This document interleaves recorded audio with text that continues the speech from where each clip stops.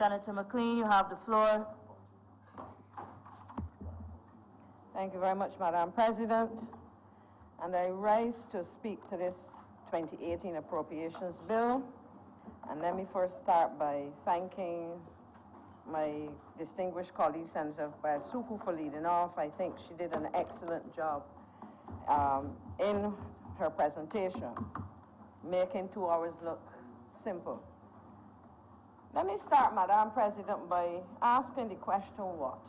What in terms of what are we talking about when we look at this appropriations bill? Essentially, what we're looking at are the estimates of public spending, which, of course, as you know, is debated in the Senate under the title, the Appropriations Bill, because we do not usually deal with money matters. And, of course, the purpose of the bill is to make provision from the Consolidated Fund for the financing of various services provided by the government for the period of 1 financial year. And in the case of this year, we are talking about, and the financial year of Barbados, we are talking about April 1st to March 31st, and in this case, April 1st of 2018 to March 31st, 2019.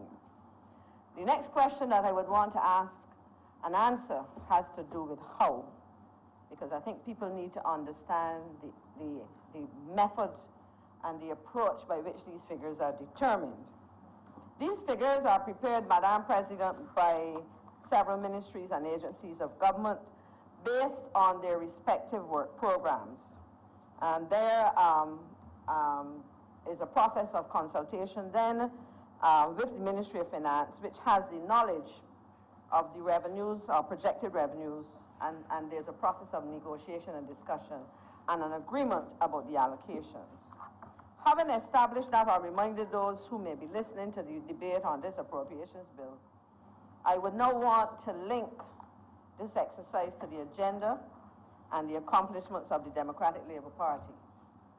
Recognizing, of course, Madam President, that this is we're coming up to the end of a second term of this administration, and therefore a critical point to recognize and appreciate is that these estimates serve as a continuation of a work program, of a vision for Barbados, and all that is necessary to translate it. Madam President, as you know, you would have sat then in 2008 as Deputy President, and of course we miss your voice in the debates, but your elevation was very well deserved, and you've done very well. And so, while I miss your voice in contributions, you have been leading us very well as President. But we started this term, the first term of this administration, the first debate that we had was an estimates debate. And at that time, I had the distinct honor and privilege to lead off the debate of the appropriation bill. And that was our first contribution as the Senate and as members of a Democratic Labour Party administration. Since then, of course, we've had 10 more appropriation bill debates. And these, of course, constituted and constitute the annual financial provisions for the programmatic agenda of the Democratic Labour Party. And I want, Madam President, to remind, as we look at that period of 10 years culminating now, and it's interesting that we began that way, and before I get into the details, I would want to say that we are ending pretty much our cycle by an estimates debate. And that is important because in our political system, in this democracy that is Barbados, what we know happens is that there is continuity of government because we have a public service which really is the engine of government, for want of a better word. And therefore, there's the provision that there must be an estimates approved at the outer limit by the end of March, so that there is provision and there are funds available at the start of the financial year, April the 1st, as I mentioned.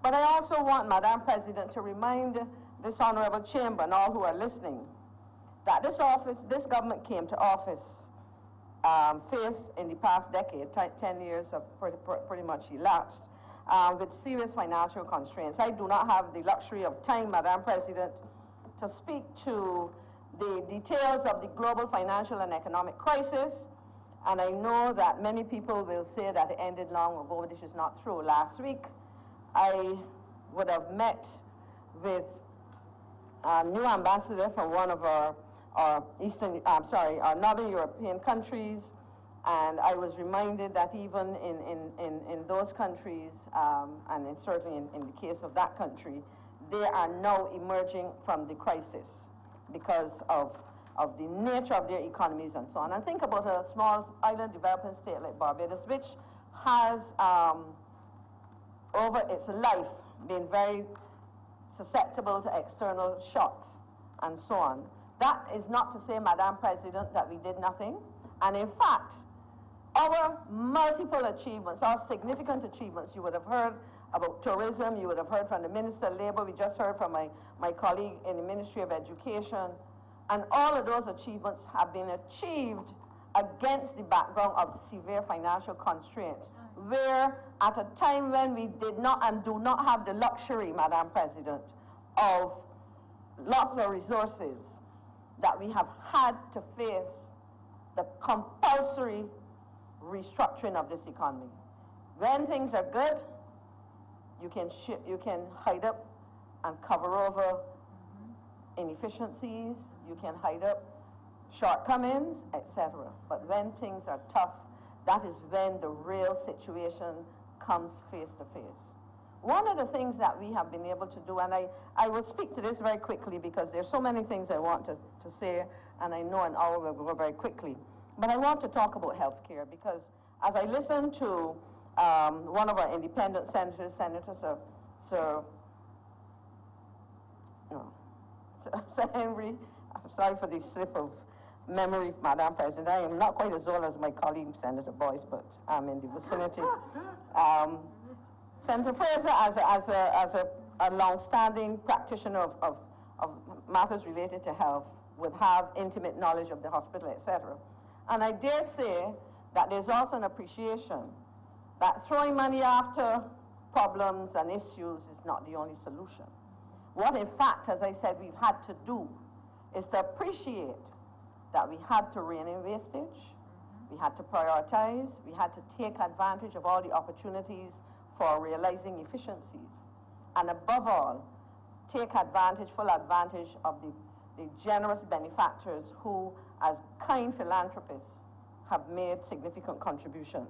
And I think that's important because in this life of this administration, we have been able to formalize what I would call philanthropic giving to the hospital. And in fact, only last weekend, I would have met with Barbadians in the diaspora, a group of young health professionals, some of those who probably got Barbados scholarships. And because we are 166 square miles with 300,000 people, are benefiting from where they are, but also significantly seeking to contribute. But I'll say something more about that later, Madam President. We would have heard in earlier presentations of the important role that the Maria Holder Foundation has played. We've heard of the Sandy Lane Trust. But I could actually go through. There are hundreds of Barbadians who are willing to give. We have associations like the Tampa Bay Association of Barbadians who have adopted the QEH for many years and are systematically giving because they have fundraising events. We have, we've contracted with organizations such as the Heart and Stroke Foundation to work with our persons. In addition to that, Madam President, we also have many, for example, I think there's something called the World Pediatric Project from the USA. I know of, and I will call his name because I think persons like him need to be, there's Dr. Trevor Green, a cardiologist living in Florida, who comes home even against sometimes resistance, Madam President, to do surgeries. And when he comes home, he doesn't come home alone. He comes home with equipment, he comes home with colleagues, and he is able to work with some of his colleagues to provide treatment pro bono to patients, etc. And that is just a small example because I don't want to get caught up in that. What does that translate into, Madam President, is the ability to get a range of services and support that will not be reflected in the budget, but it also reflects in terms of the budget, the streamlining of operations. I remember, Madam President, when Minister Donville Innes was Minister of Health and presided over the streamlining and improvement of the drug service. At the time when drugs from Barbados were being prescribed to John and Mary and ending up in the Eastern Caribbean and other places in the Caribbean. I recall persons bringing children to the polyclinic to get free dental treatment. And this was said to me when I was a call-in program host. And when the young patient opened his or her mouth, I don't remember if it was a boy or a girl, the dental technician said, but this is not the same child, because when she pulled the records, but what the patient didn't understand that by bringing the child to Barbados in the summer, that there's a record of the mouth if you're saying that it's Mary Smith, when in fact it was Mary Smith's little brother or cousin or sister or whoever. So those are the kinds of things, but that is what I want. The point I'm making is a reduction in allocations in the quantum of money per ministry or department does not reflect, it reflects that we have less money to play with, certainly, but it also reflects a concerted effort to realize efficiencies, and I think that is important. What I want, however, Madam President, having put that in context, and as I said, I could go through a lot more in relation to health, but I would shortchange my people in the Ministry of Foreign Affairs and Foreign Trade. And having opted this time around to speaking at this point in the estimates, I would want to very quickly say that my contributions from here on would be from the perspective or the point of view of the Ministry of Foreign Affairs and Foreign Trade, which is charged with the task of promoting and protecting the interests of Barbados in its international relations, that is basically in its relations with the rest of the world. And we do so on two fronts. One, we do it in what we call our bilateral relations, or in other words, our engaging of individual countries, for example, our relations with the USA, Canada, the UK, and I list those as traditional countries with whom we've had ties, with China, Japan, Russia, the countries of the Gulf, UAE, Qatar, whatever, countries on the continent of Africa, Rwanda, South Africa, you know, the countries of West Africa, etc. And we also do so multilaterally, Madam President, in relation of our participation as a member of the family of nations. And therefore we engage regionally, hemispherically, and globally at the United Nations, as part of the Inter-American Development Bank when we think of things financial, part of the organization American States, which is really about a hemispheric body bringing together countries of Caribbean, Latin America, and the North America, US, and Canada to be specific, or members of CELAC, which is really a community of countries in Latin America and the Caribbean, and I could go on. And what has this got to do with the estimates? It really speaks to how the monies allocated to foreign affairs are utilized. But beyond the monies, the numbers only tell part of the tale. What I hope to share, Madam President, is that in the role I just described in very broad terms, the Ministry of Foreign Affairs, to use the language of management, is perhaps more what you would call a staff ministry rather than a line ministry. In other words, we function in a support capacity, supporting the functional ministries as I like to describe them. So in these spheres, Madam President, whether it's the bilateral or multilateral sphere, we assume the role of primary actor in the pursuit of Barbados' interests overseas. And in doing so, we focus on matters economic or commercial, as we would want to describe them, matters relating to people engagement, for example. And of very significant importance in our efforts as well as a ministry is to formally engage Barbadians overseas, the Barbadian diaspora. And we would have had on multiple occasions in here to speak to that, and I would want to say that for the first time when this administration came to office in 2008, we would have had a situation where the then Prime Minister, the late David Thompson, would have put squarely on the table the need to formalize our engagement of the diaspora. And starting in 2010, on a biennial basis, we have had a diaspora conference. And I remember, Madam President, in 2016, we were lucky to have the conference coincide. And if you look in the budget, you would see somewhere captured in there will be funds allocated for that event. What I started to say is that in 2016, I know that some of my staff were of the opinion that we should not have had a conference then. And I said, apart from the fact that we were celebrating our 50th anniversary of independence, it is times like that when things are tough that we should rally our Barbadian troops from abroad and bring them home to sit down with our brothers and sisters at home to look at how we go forward.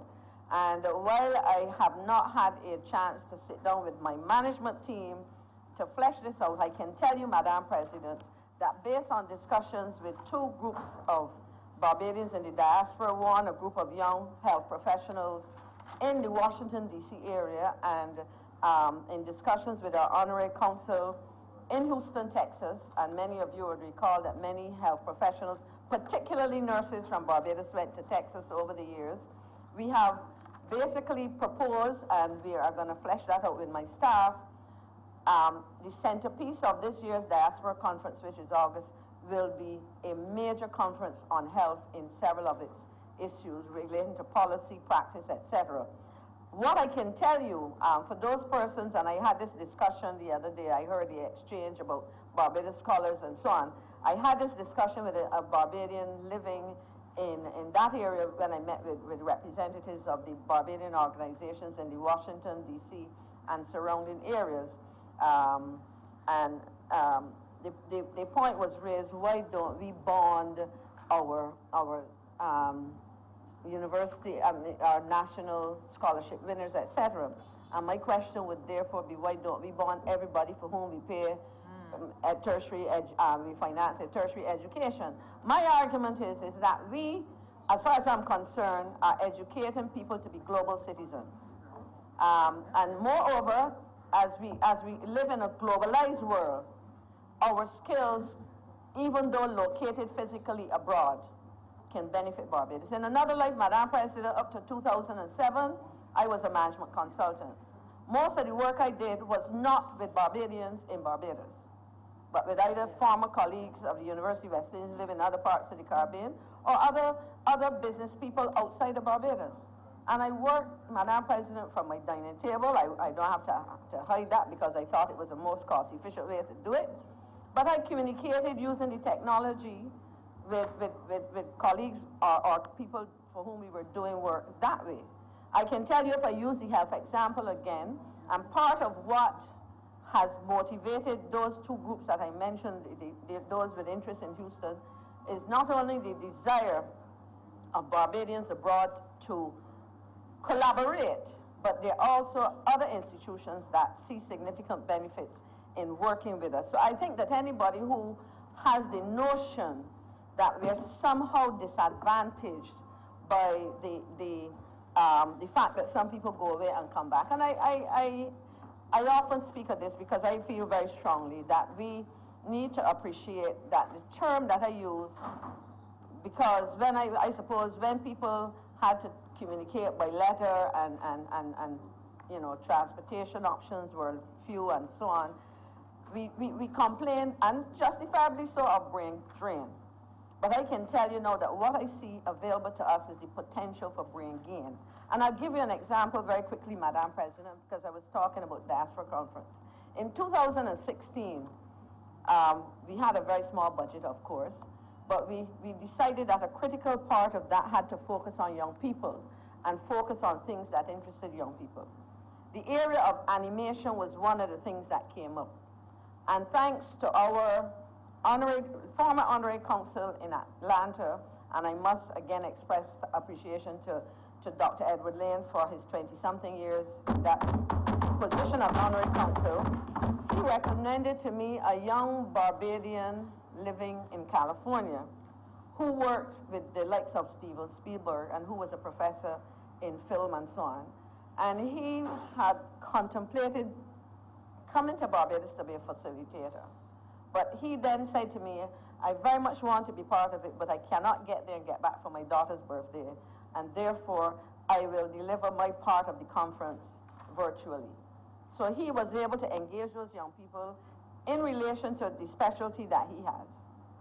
he could not do that from sitting here or being bonded. I don't know if he was ever a scholarship winner, but the point I'm making is the world is now small, it is highly interconnected, and notions that we have to come back here. I have a sister, she wasn't a Barbados scholar, she was beat out by somebody who got lesser qualifications than she did, but she left Barbados like me in 1979 and went to graduate school. She went to Manitoba, I went to Ohio. And as an actuary, when she wanted to come back to Barbados, no insurance company in Barbados would hire her. And that was the reality. No, none of them would hire her. And you know what? She stayed in Canada. She's gotten tremendous experience. And I can tell you that her range of experience perhaps far surpassed most of her contemporaries who might have come here and stayed here. So we need to be very careful with that myopic view, because at the end of the day, I don't see education only as an expense. It's an investment. It's an investment. Human resource capacity is what we have built this country on. And that is what we need to take forward, Madam President. So I really want to say that we need to see, and I'll probably speak if I have enough time, of other ways in which we can engage our diaspora, because there is a wealth of talent. And before I move off that topic, because within that we have to recognize that we actually, again, this Ministry of Foreign Affairs and Foreign Trade has attempted to capture critical information on our diaspora. There are two publications coming out of two jurisdictions. One, when our former High Commissioner to Canada, Mr. Evelyn Graves, was in office, he produced a book called, and they had to change the title, at least to come up with the title, Some Barbadians in Canada, because there were so many.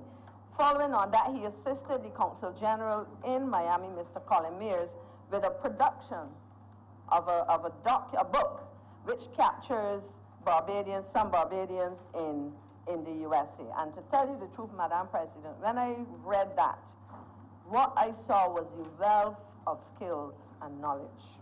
And so that is an important issue as well. So one of our efforts, of course, when we look at this allocation to the ministry, is that we are seeking, as I said before, to formally engage Barbadians overseas.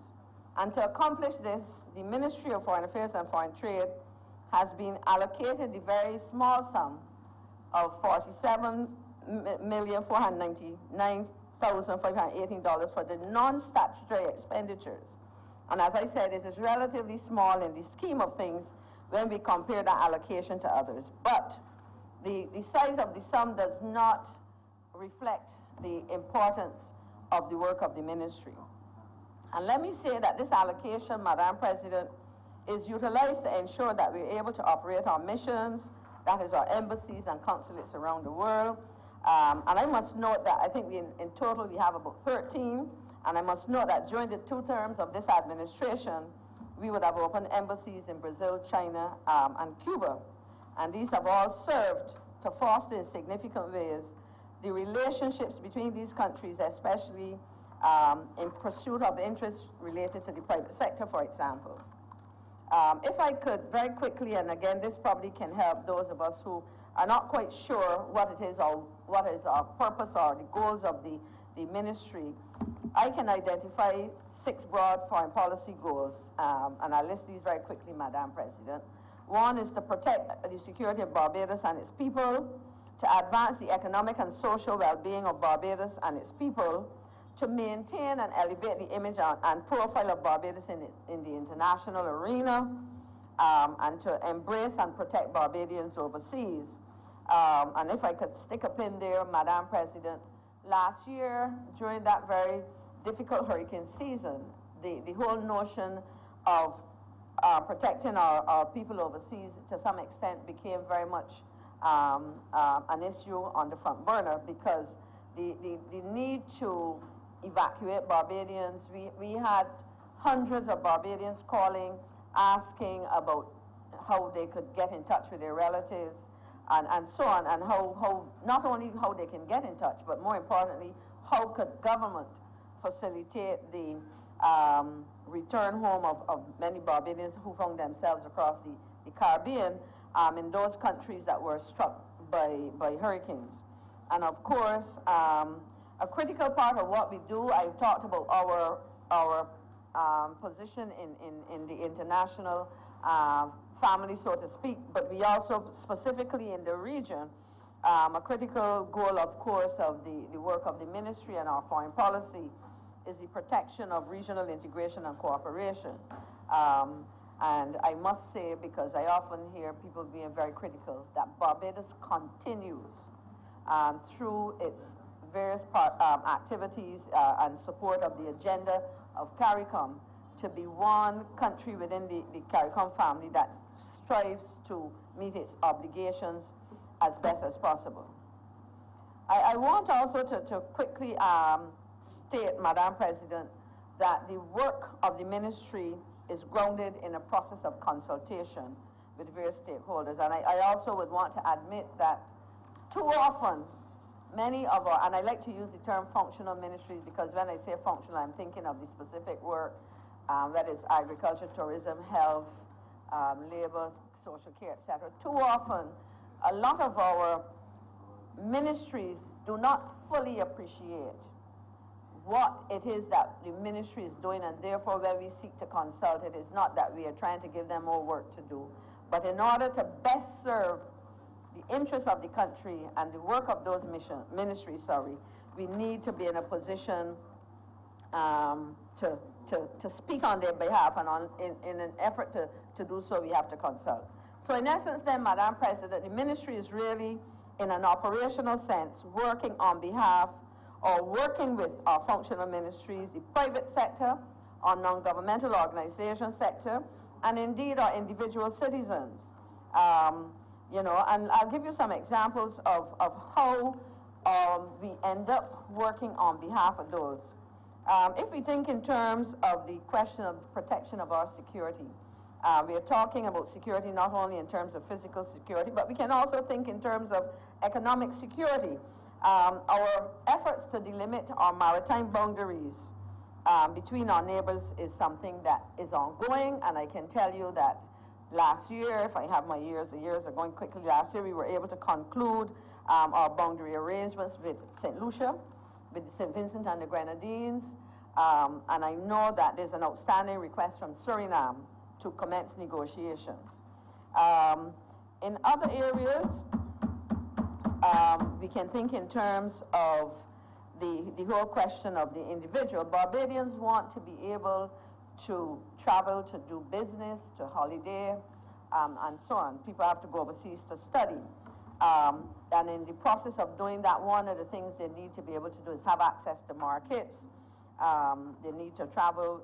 Visa waiver agreements are therefore an important part of what we have done. And I want to quickly say that we have concluded a visa waiver agreements with China, for example. I know that India is on the list, and we would have submitted recently the final draft, and I believe is accepted to the United Arab Emirates. They approached us for a reciprocal visa waiver agreement, and that, Madam President, you would know what it was to have to try to get a visa to transit the UAE. I think you were traveling from Seychelles at the time. So those things are important, and we don't just do them for the sake of sending our officers all over the place to sit down and spend hours negotiating and so on, but we're doing that with very specific things in mind. So in a sense, I could also elaborate again on what we're financing. People often say to officers of the Ministry of Foreign Affairs and Foreign Trade and myself, you must have a good time traveling. I tell people I don't travel. I go to meetings which can force me to have to sleep in hotels that are not the best in terms of comfort, to see a country in this way from the airport to hotel, sit in meetings at that hotel. If we are lucky, we may be taken to another one so that you might see something as you transit the street in the day, and sit in meetings sometimes up to 2 and 3 o'clock. Officers at AM, Madam President, are sitting, negotiating with countries which would have large negotiating teams, etc. And the fact that we can come away as a small country, and I'll give you, if I have some time, some examples of that.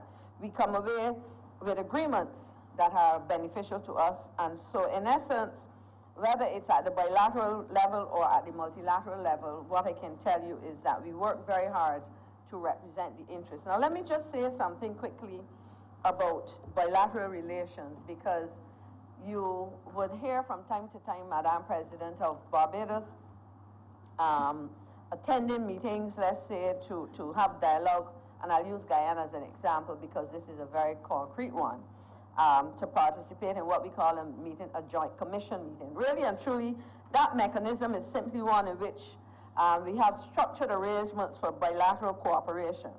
In the case of Guyana, Madam President, we have had, as part of that arrangement, certainly over the life of my term in the Ministry of Foreign Affairs and Foreign Trade, agreements where there was an exchange of students. In the case of Guyana, they would have sent students in the tourism industry. We would have sent students to their agricultural institutions. We've been working with Suriname. I know we've had requests for such joint commission discussions with Jamaica. Cuba as part, we've had individual discussions, but more importantly, we've had discussions with Cuba at the level of CARICOM, where we've identified a number of initiatives in the area of health, education, and culture.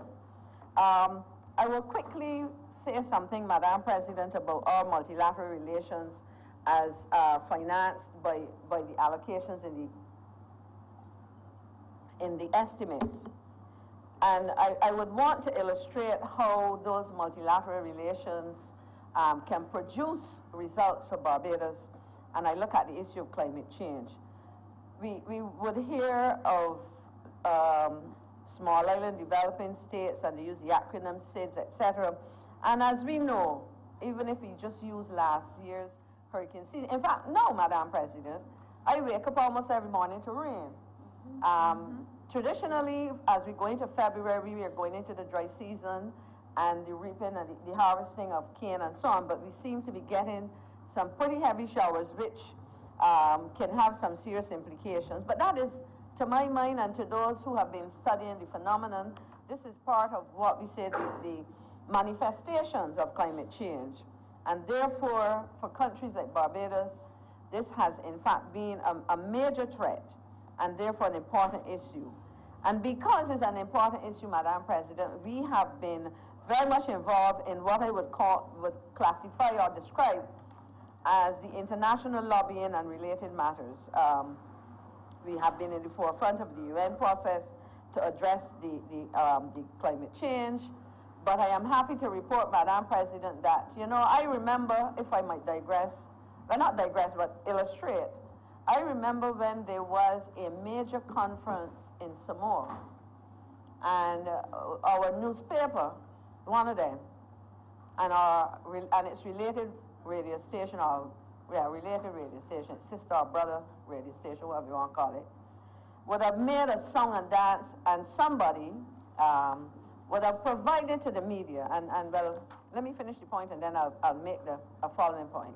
Provided the media a copy of the cabinet paper which set out the expenditures. Now, we don't hide as government, and I'm not talking only about this administration. In this country, we do not hide and spend taxpayers' money. I certainly have not. In fact, before I even submit a cabinet paper for consideration, and this was introduced early in 2008 by the late Prime Minister, that you submit to him, and in this case, the current Prime Minister, the Right Honourable Prime Minister, a rationale and a request with a rationale, let me put it that way, to participate in particular meetings. In other words, indicating upfront what are the benefits to be derived from Barbados. But we would have had a delegation go to Samoa. I think it would have been headed by the Prime Minister, and he was accompanied by the Minister of the Environment, because it was a major climate change conference. And it might have been, what, a couple $100,000 by the time you put a delegation of technical advisors, permanent secretaries, etc. And a big song and dance was made about it. But I can tell you, Madam, that coming out of that and so on, and prior to that, Barbados, through our representation in New York at the United Nations, and I'm talking about career staff, would have been part of the negotiation of what is now called the Green Climate Fund. And before that Green Climate Fund, Madam President, our proposals for financing, some of them would most likely be grants, which are multiple times. You're talking about grant, in fact, I am thinking of a particular grant which we are looking to apply for. It is one, a water sector resilience for sustainable development grant, which would run into the probably about, maybe if I calculate it, maybe about 70 million Barbados dollars. And part of that has to do with the fact that we said, as we lobby to draw these things to your attention, the world needs to help us to address those things. So the point I'm making is we go out there working very hard, not on any jaunt, any tourism or holiday jaunt, but an effort to address issues that impact on this country and therefore will have significant benefits. So I'm saying, in essence, Madam President, that using that illustration of climate change, Barbados has been a major lobbyer. It is recognized as such. It has made a significant contribution, not only to the drawing of the attention of the world of small island states, but looking at global solutions. We know of the Paris Agreement and the role that Barbados played and the invitation to the Right Honourable Prime Minister Stewart to that. So the question then is, when we do this, and when we look at the money allocated, who benefits in Barbados? And as I said, I use the example of that water project. Through the appropriate competent authorities, as they are called, the persons assigned the responsibility for follow-up and communication on these issues, we have submitted projects for financing to address the application of renewable energy solutions. As such, the Ministry of Foreign Affairs and Foreign Trade promotes the work of the Ministry of Energy, for example, the Water Authority, and while I'm talking multilateral, I think I must also speak to this, that as we look at that, we also recognize that we engage bilaterally on these. And it is important that we've done so because if we recall, Madam President, the vision that we have articulated and we are pursuing is the transition of this country to green economy status. And if you review the manifestos of the Democratic Labour Party, it will reveal or remind you of the DLP's energy policy and the programs supporting this, whether they're legislative, incentives, and the operationalizing of the policies. And I can tell you, Madam President, I have not seen articulated or pursued in the same way such an agenda previously. We are focusing on energy efficiency, and I'm not going to say too much because I'm mindful of the time, Madam President, and many things that I might want to say. But I am sure Senator Boyce will touch on that. We have put in place legislation, but the government as a sector has also been an exemplar. You would have heard Senator Husbands talk about the schools that are now producing 100% of its own energy using solar and so on. I also would want, and I mentioned the Water Sector Resilience Program for Sustainable Development, and this is an example of bilateral cooperation. While the Barbados Water Authority over the last couple of years, and this was a major initiative, would have spent a lot of resources, and people made a song and dance, Madam President, about the then 60% increase in the water bill. And in fact, I took it out my handbag this morning because I picked up my mail on my way out yesterday, and I looked at it this morning. I have a water bill for the princely sum of $34.12, and that is for a 32-day reading. And I sometimes complain to the young folks at my house that they run the taps too hard and so on. The point I'm making is that we increased water rates by 60% a couple of years ago, and I am paying the princely sum. So if you work out what would have been, well, there's a minimum, and so that is what I am paying. But the point I'm making is that we have the luxury of paying. I was in a hotel room last weekend, Madam President, and there was a bottle of water, and they said if you open this bottle, you will pay $4.50 US for it. That's 9 Barbados dollars approximately. And my bill is what? Less than 4 times that. You know, where I use my washing machine, cook, and do all the things that we do routinely.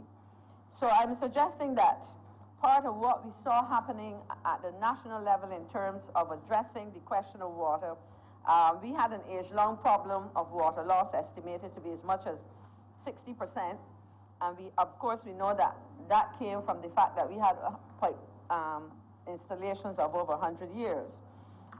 So we were addressing that. But the 60% increase that we talk about cannot do all that we want to do. Another issue, and this is where I link it with the efforts of the ministry to support our functional ministries. One of the major expenses, Madam President, of the Water Authority is its electricity bill. And part of our renewable energy strategy, and I talked about government being an exemplar, has been the effort to utilize renewable energy in the operations of the Water Authority. And I made reference to the Green Climate Fund and a proposal and an application that will go before them. But I also want to show you how we've been able to successfully negotiate with one of our bilateral partners.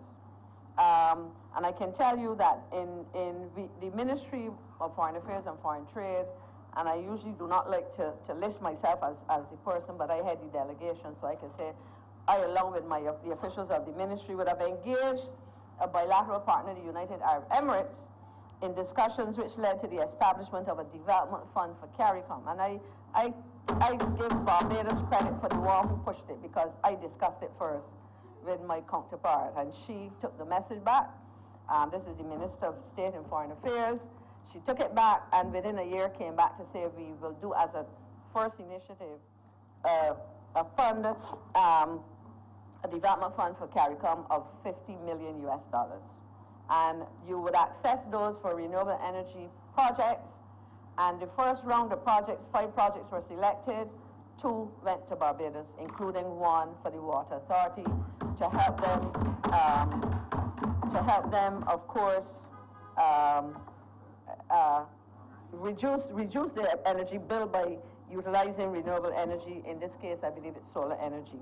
And I could go on to list those kinds of things, but within an hour, Madam President, it is a little difficult. I want to touch, Madam President, on the matter of tourism. We would have heard an excellent presentation from Senator Sandiford Garner, who, as usual, is able to demonstrate the significant success. And I feel very good, Madam President, because I spent about 50 years in the cruise tourism sector, and I can tell you that I know what obtained under the previous administration, because my engagement happened just before the change of governments, and I stayed there for 50 years, resigning as chair of Bridgetown Cruise Terminals in January of 2008.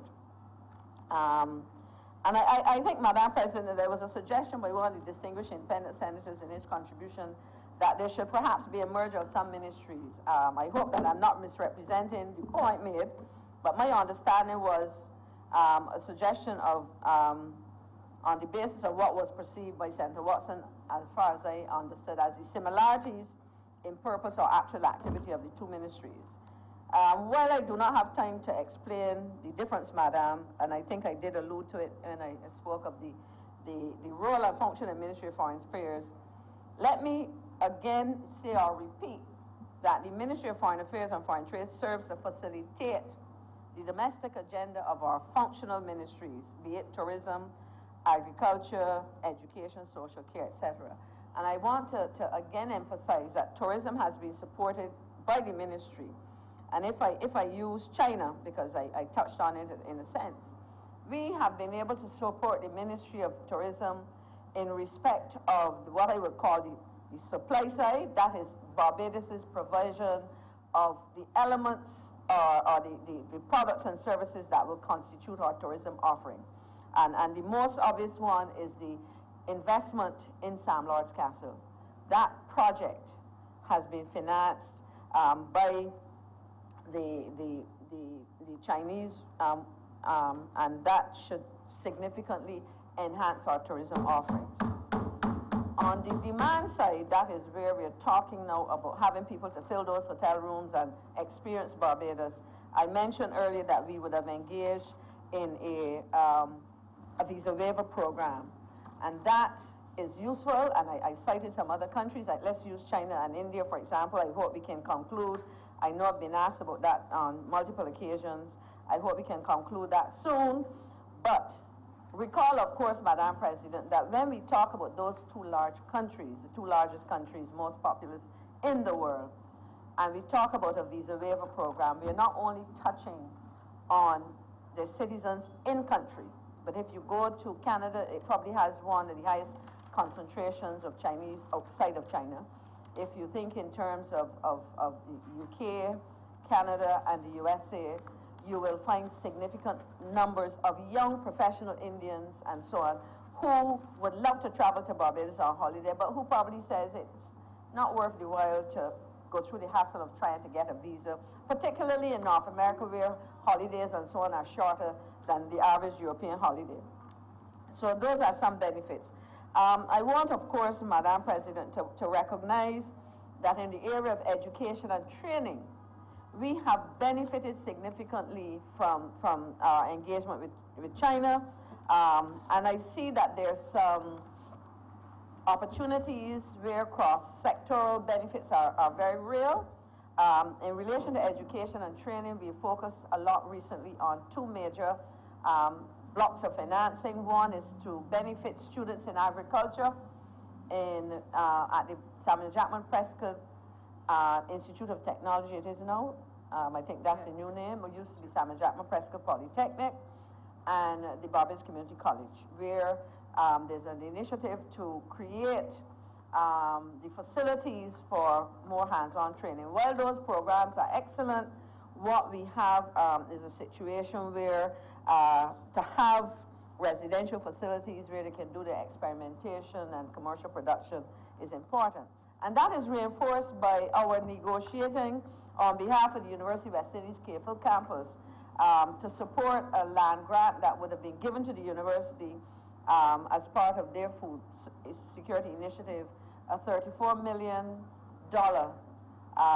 grant to the university, which will facilitate some work. And I can tell you that in seeing the launch of that project, and I congratulate the principal as she's taken over from her predecessor, that they fleshed out an extremely attractive program which will combine entrepreneurial opportunities, training, academic research, research and development for commercializing of things like the black belly sheep. And I can tell you that I've seen some of the excellent products produced. And so that is an initiative which I think will create significant opportunities for young people. Having said that, Madam President, I have not attempted to dissect in micro terms the numbers allocated to the various ministries. But I want, as I prepare to wrap up, as I look at the time, I want... The member has 12 more minutes. I want to say something about the whole context in which this has taken place. And I anticipate and look forward to hearing my distinguished colleague, Senator Boyce. I won't bother to share publicly the name that I have for him. You know the name, Madam President. But he will, with surgical precision, explain to all and sundry the realities that, in essence, when we look at this, we have tried, Madam President, in difficult times to, as I say, rein in waste.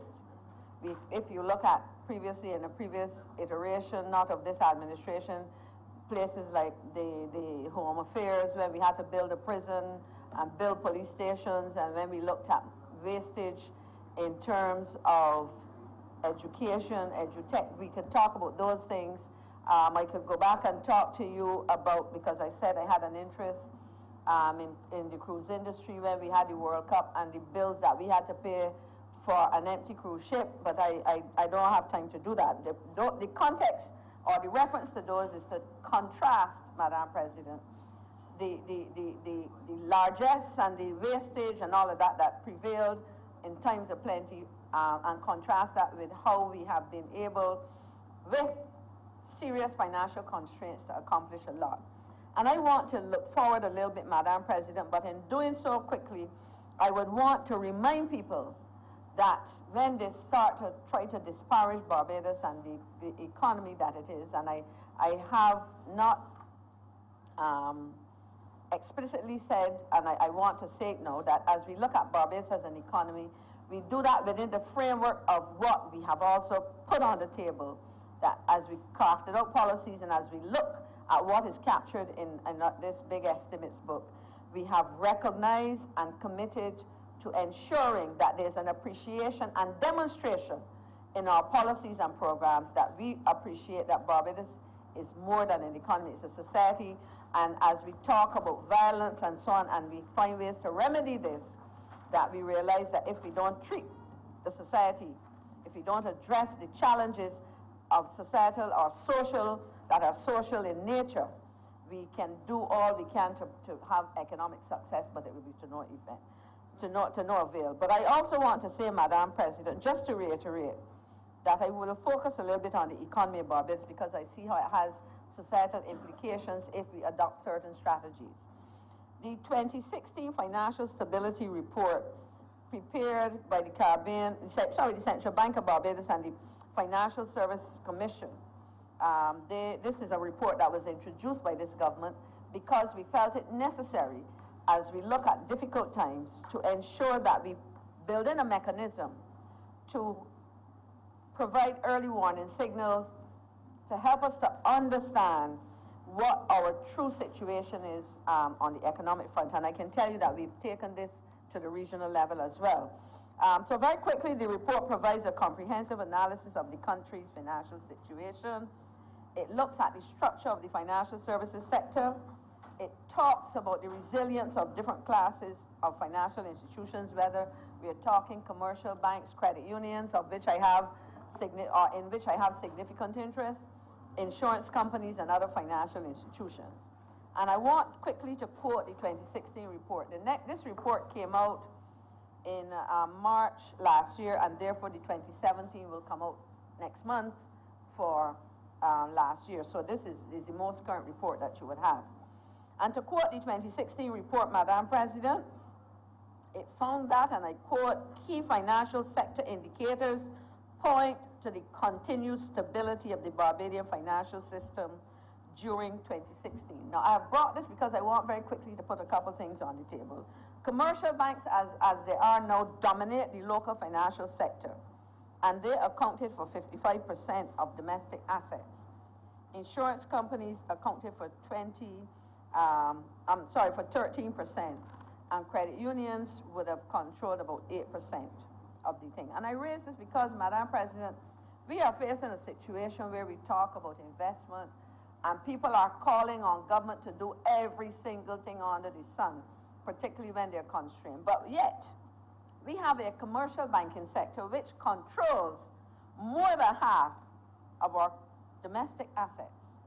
But they are highly liquid, which means that they're sitting on money, that they're not lending out. And if you know anything, I happen to have been a director of a bank and a credit union, which used to sit next to each other.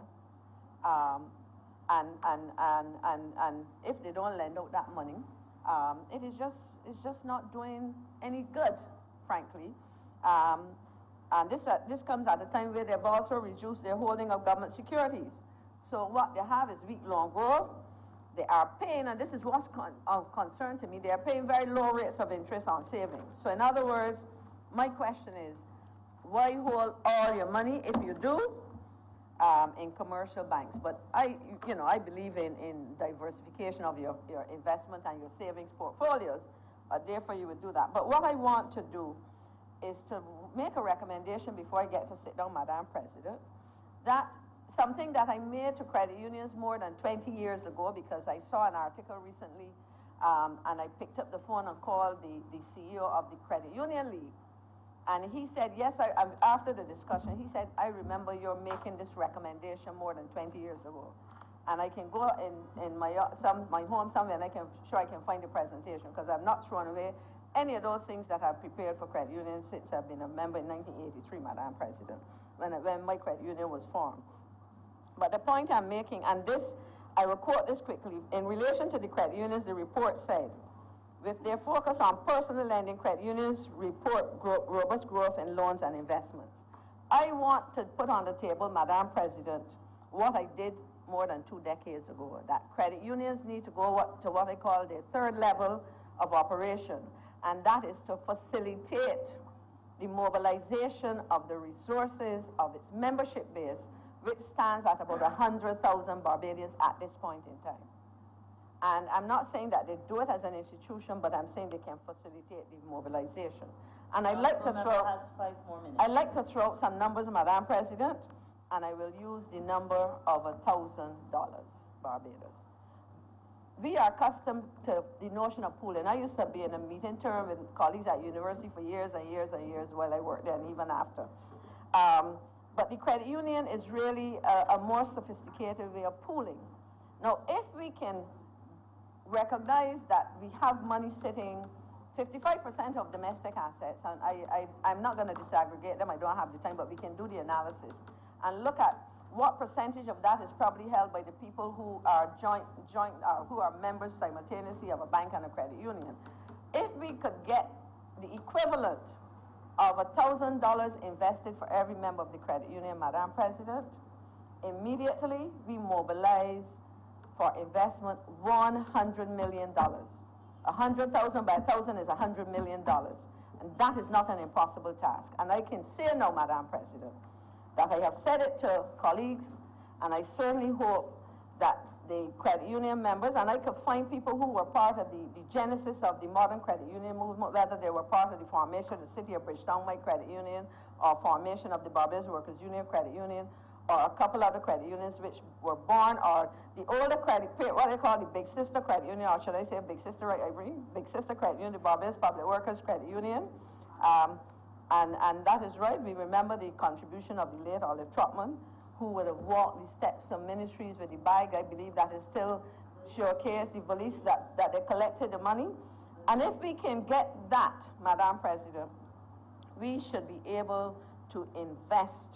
Remember, of course, that the credit union movement is the only indigenous financial institution of that nature in Barbados. All the commercial banks are non-Barbadian owned. I'm not saying there's anything wrong with that, but at the end of the day, if we're talking about building out a green economy, if we're talking about achieving 100% renewable energy dependence by the year specified or even before the year specified, we should create the opportunities for our people to own part of that, because in the same way that we would have exported money to purchase oil, we can reduce the export of dividends if we keep some of that home. But more importantly, Madam President, food security, a critical area of need in this country. And I'm not talking, and people like to, and I don't get into this discussion, Barbadians don't like agriculture, whatever. Barbadians not going to go out there and do traditional back-breaking approaches to agriculture and so on. We have put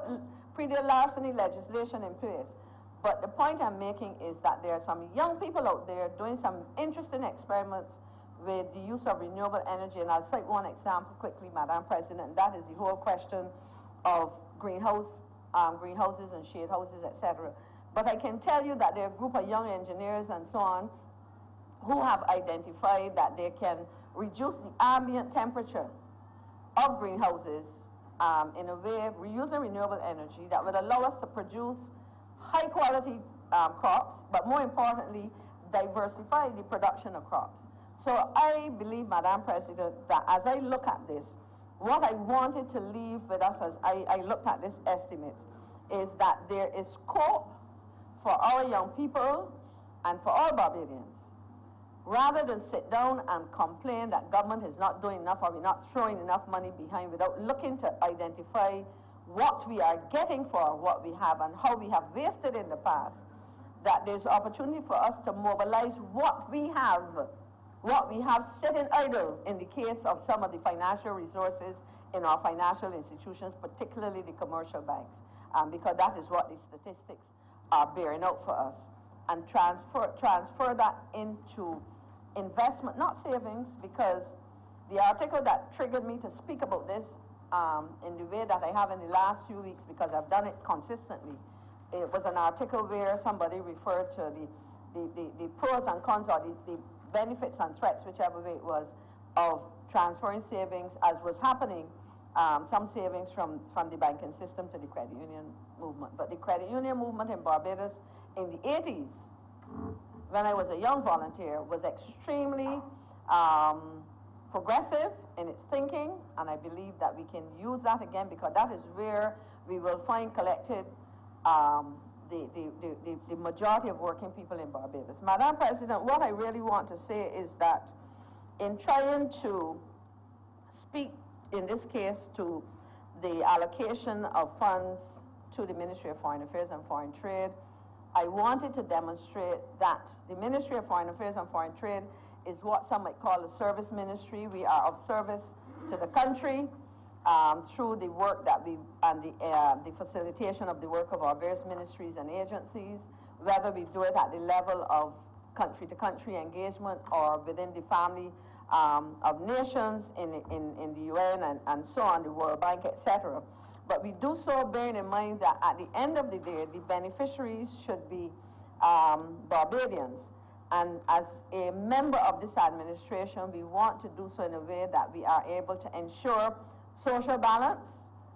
We want to make things economically viable, environmentally sound, and above all, as demonstrated by our accomplishments to date, that we are committed to good governance. Madam President, with those words, I certainly support this appropriations bill, and I think that it is part of a continuation of an effort to redirect this nation in a way that should foster sustainability, and do it in a way that not only focus on things economic, but recognize that our social fabric must be repaired, and it can only happen if we all commit ourselves to it. Thank you very much, Madam.